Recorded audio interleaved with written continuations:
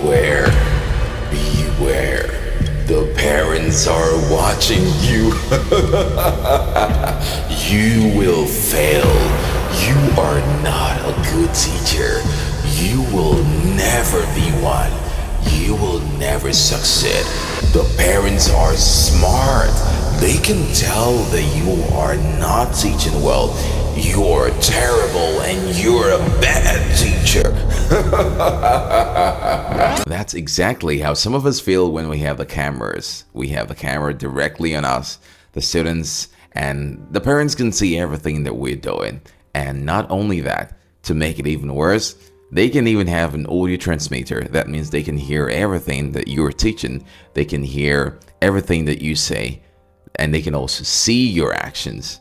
And you feel so nervous. You feel, oh, the pressure is so real. And guess what? Some of the parents are real smart, well educated, well informed, and they can tell if and when you make any mistake. In this video, I'm going to talk about what you need to do when you are watched, when you're being observed every time, when you're under surveillance, if I'm to say that, when the parents can see your activities, they can hear what you say.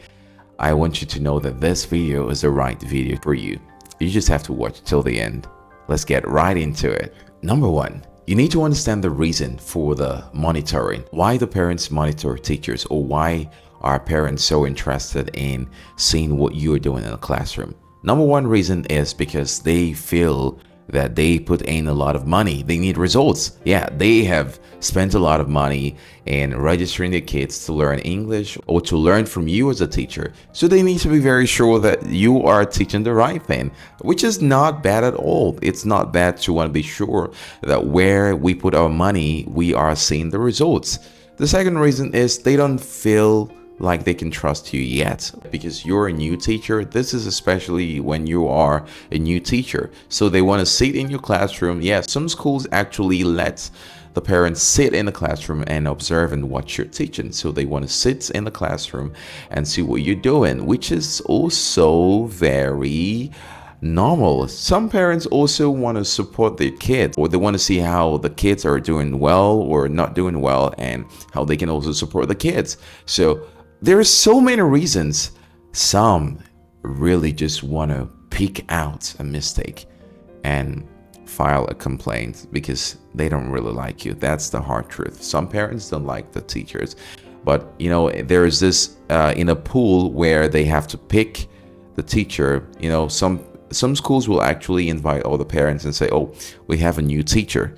Should we hire him as a full-time teacher or not? And they have to vote. So some might actually not vote for you. So they're going to find every means possible to eliminate you and make sure that you do not teach in that school.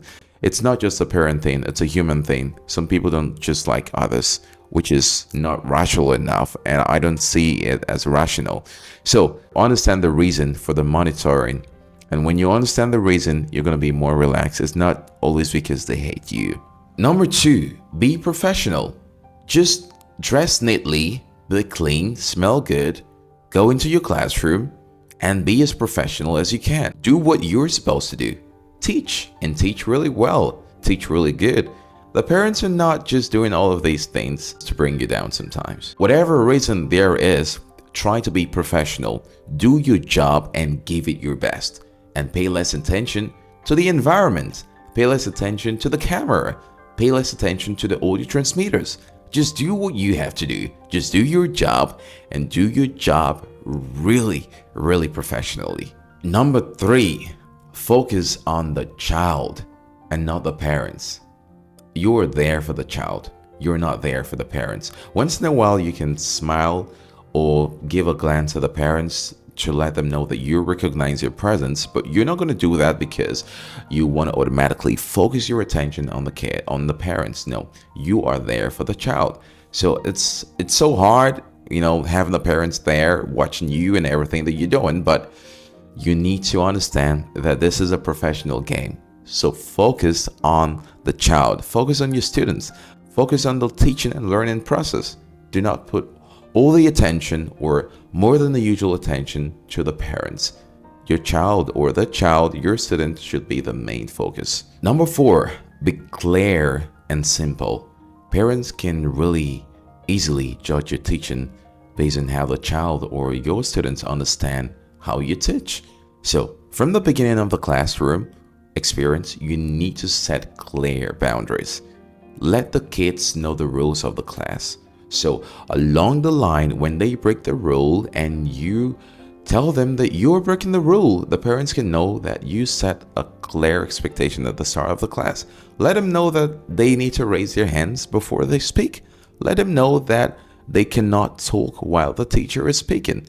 Let them know that they cannot jump around the classroom. Let them know they need to sit nicely. That gets the attention of the parents. They know, they're going to know that you know what you're doing as a teacher and you're not just some unqualified teacher. Setting clear rules can really leave an impression on the parents' mind and heart. So the clearer you are, the more parents will value you as a teacher. Number 5, listen to this.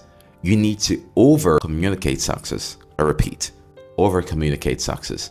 Parents want to feel and they want to know that the kids are actually learning and their kids are actually getting impacted. They want to see the results. So you want to constantly say things like, great job. You want to let the parents know that their child is doing well. You want to give high fives. You want to give rewards. You want to say, very good. You want to clap even when no one is clapping. And you want to instigate the kids to clap. You want to just get the kids involved in the teaching and learning process.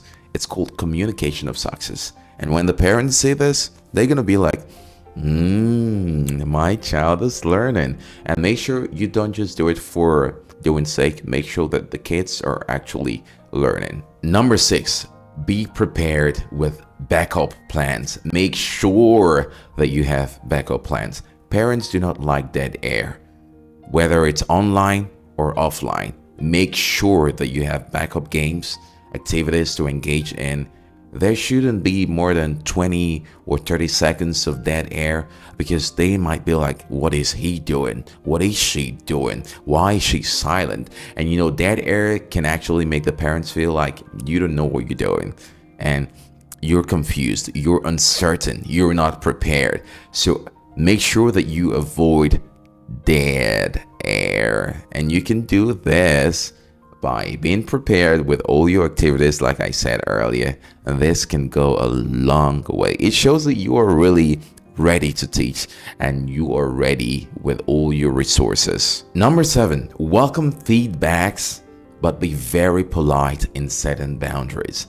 You know, I have been in a classroom where parents want to tell me the best way to teach my class when obviously they don't even know what they're saying, but they just want to do this to bring down my esteem and to bring down my professional morale. But I said to the parents politely, thank you so much for your suggestion, but at this time, I would like to focus on the child and my lesson, and we can talk more about your suggestions after the class. Do not try to interrupt in my teaching and learning with process with my kids or my learners. Remember, I always tell teachers, make sure that you are the king in your classroom. You are the authority. You are the brain. I have had to deal with teachers or even sometimes TAs where I'll be teaching and they want to make corrections on the spot, you know, which is not bad if they can do it constructively, because I'm not perfect. If they can, but some of them do not want to be constructive. They just want to make you feel less in the classroom when they make more mistakes than you. So at that point, that's where or when you have to show authority in the classroom. Being a teacher is being an intellectual authority. So at that time, you need to know when to just ignore, when to cut them short and tell them, hold on, after my class, we can talk about this, but make sure that you are polite with all of these things that you're going to be doing. Number 8, you want to use the presence of the parents as a show off. I would explain that to you. So when you're teaching, you want to let them know that, oh, your kid is doing great. For example, the child can say the word cat. You want to say, oh, mom, look, he can say the word cat. And you can even tell the parents, let's clap for him. And bro, just be a transmitter of joy, happiness, and energy. They can see all of these things. So when you are saying this, give it your all. So use the parents as a show off. Remember, do not think that their presence there is a threat or a disadvantage to you. Use that as an advantage and leverage on it and let them be involved. All right. And this is going to go a long way. Number 9, make sure that you document your lesson. In many cases, when you're being monitored, it's because they want to see faults. So just see yourself as being in a courtroom. And to succeed or to actually win the case, you need as many evidence as you need. In your school, if you need to record, or if you're allowed to record, you can record your lessons. Or if you are allowed to, definitely you will be allowed to document. You need to clearly state what you taught the kids, what you achieved, where the behavioral objectives of the classroom achieved. Did the students learn? What challenges did you face? Document everything. Document everything. So when they are trying to bring out the loopholes, if they lay false accusation against you, you can actually defend yourself, because humans are humans. Parents, school administrators, your fellow teachers, they are humans too. So they can be really, creepy and scary and crazy and unprofessional sometimes. It's okay. You just have to be prepared, and that's all. Number 10, confidence comes with time. I remember one time I had to teach before 11 parents in the classroom. I was like, oh my God. And guess what? I was told that 9 of them are professors from the university, and not just professors. They have a qualification in English language, or some of them also had qualifications, in teaching English as a second language. I'll be like, oh my God, can I really do this? I was so scared. But all the suggestions that I've given to you, I followed them. And over time, I gained confidence, because one of the jobs that I had to do, they had to take me through a 5-phase interview. First with a school principal, second with the principal and the vice principal, and also some school administrators and the board of directors, and 3 other stages I had to go through that with the parents. 10 parents, 11, and the last one was 15 in the classroom. So over time, all of these things that I've gone through has really built my confidence and made me really knowledgeable. That's why I can come here and give you all of these suggestions. Let me know what you think about this video and leave a comment. What has been your experience so far? Let me know, and thanks for watching. Bye bye.